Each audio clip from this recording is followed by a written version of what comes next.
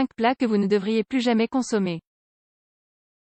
Vous n'êtes pas obligé de manger des aliments que vous n'aimez pas ou qui vous font vous sentir mal. Ne les consommez pas pour leur apport en vitamines, vous les trouverez également dans d'autres plats qui vous plaisent plus.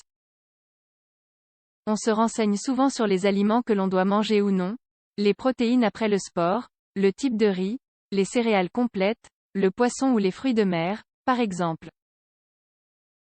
Dans cet article, vous allez découvrir quels sont les 5 plats que vous ne devriez plus jamais consommer. La réponse à ces questions est quasiment toujours la même, parfois oui, parfois non. Pourquoi? Pourquoi chaque personne est différente et ce qui fait du bien à l'une sera mauvaise pour une autre? Les plats les moins conseillés. S'il est évident qu'il existe des aliments qui peuvent être plus dangereux que d'autres et qu'il existe des plats conseillés car ils sont sains, en réalité nous ne pouvons cataloguer la nourriture comme étant bonne ou mauvaise. Les 5 aliments et plats que vous ne devriez jamais manger, tout ce que vous n'aimez pas. Tous les plats ne peuvent pas nous plaire. Alors, pourquoi se forcer?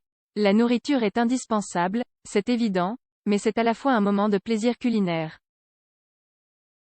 Si vous n'aimez pas quelque chose, ne vous forcez pas à en manger. De nombreuses personnes détestent certains aliments mais continuent à en manger car elles pensent que c'est bon pour leur santé.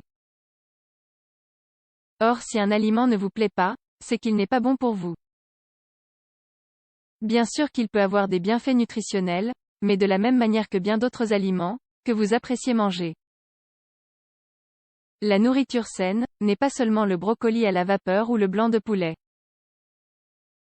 Essayez d'être créatif et de faire que vos papilles gustatives profitent pendant que vous prenez soin de votre santé.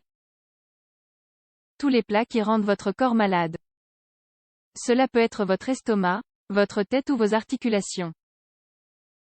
Il se peut que quelque chose vous enchante mais qu'après en avoir mangé, vous vous sentiez gonflé, dans un état léthargique et souvent gêné.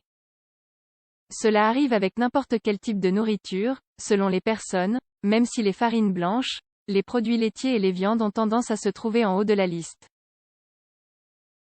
Évitez donc ces aliments dans 99% des cas, et dans 1% des cas restants, faites-vous plaisir mais sans exagérer la consommation.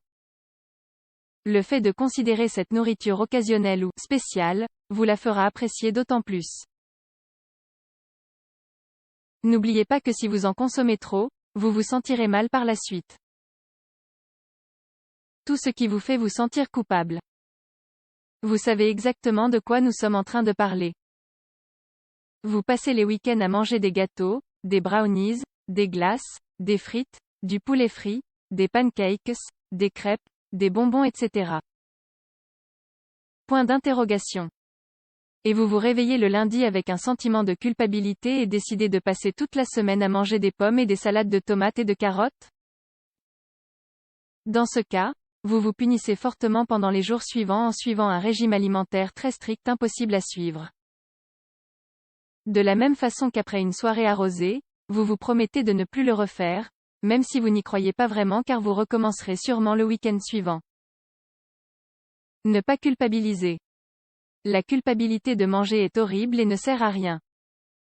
La honte de manger de manière moins saine pendant une période vous fait vous sentir mal dans votre corps et vous vous obligez à consommer des choses qui ne vous plaisent pas, uniquement car elles sont saines.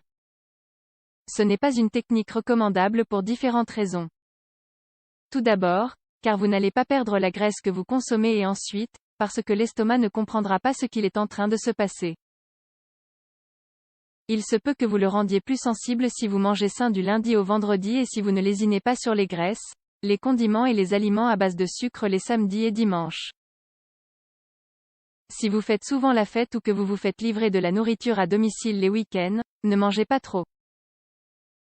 Il est préférable de suivre un régime alimentaire équilibré et de ne pas manger ce qui va vous faire sentir coupable, car après tout, la nourriture doit être un plaisir avant et après l'avoir ingérée.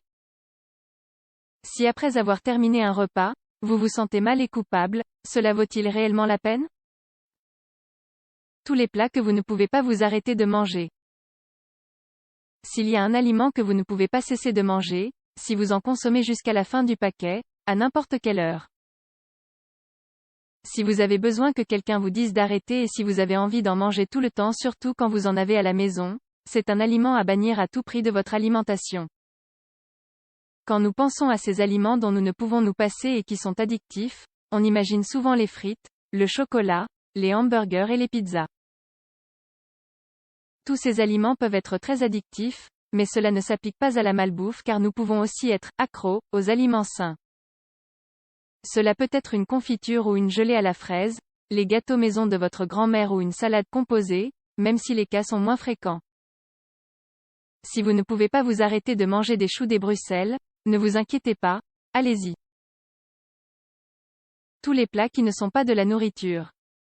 Le sirop de maïs avec énormément de fructose, l'amidon de maïs modifié, les colorants et les goûts artificiels, la cellulose, pulpe de bois que l'on trouve souvent dans le fromage râpé, et le propylène glycol ne sont pas de la nourriture.